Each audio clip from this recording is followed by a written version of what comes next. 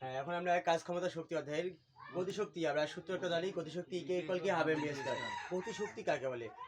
কোনো গতিশীল বস্তু তার গতির জন্য কাজ করার যে সামর্থ্য লাভ করে তাকে গতিশক্তি বলে। কি বললাম? কোনো গতিশীল বস্তু তার গতির জন্য কাজ করার যে সামর্থ্য লাভ করে তাকে গতিশক্তি বলে। আমরা জানি গতিশক্তি সমান কৃতকাজ। আচ্ছা, কৃতকাজ কি বলতো? ডাব্লিউ। কৃতকাজ কি? ডাব্লিউ সমান লেখা যায় এফ এস। এই কৃতকাজ কি? বল গুণন সরণ নাকি? বল ও সরণের গুণফলকে কি বলে? কাজ বলা হয়। তাহলে কৃতকাজ আমরা কি দেখতে পারি? বল গুণন সরণ। আর গতিশক্তি ইকে। আচ্ছা, এফ সমান আমরা কি জানি বলতো? মা, এম এ। আচ্ছা, এম এ গুণন হচ্ছে এস। গুণন কি? এস। এখন আমরা আরো এখানে লিখতে পারবো। দাঁড়াও, এখানে আমরা সূত্র আমরা জানি।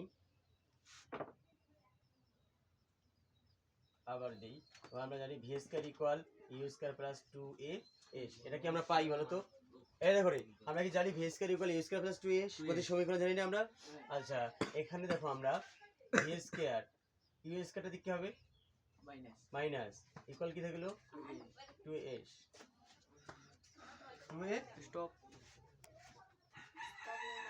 এই চিত্রটা আট করে দেই। চিত্রটা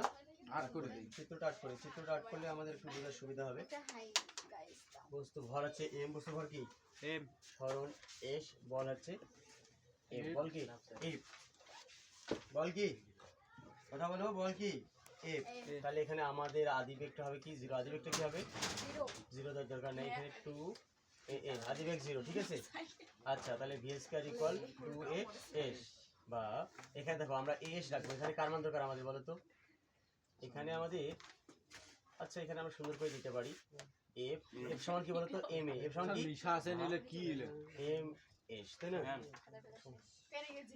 দেখো এখানে দেখো, তাহলে এখানে দেখো আমরা যদি এসটা রাখি, ভি স্কয়ার নিচে 2টা কি হবে? এই আমরা যদি এসটা রাখি, 2টা গুণ আছে, দিক হবে কি? ভাগ। 2টা ভি স্কয়ার নিচে ভাগ, কার নিচে ভাগ?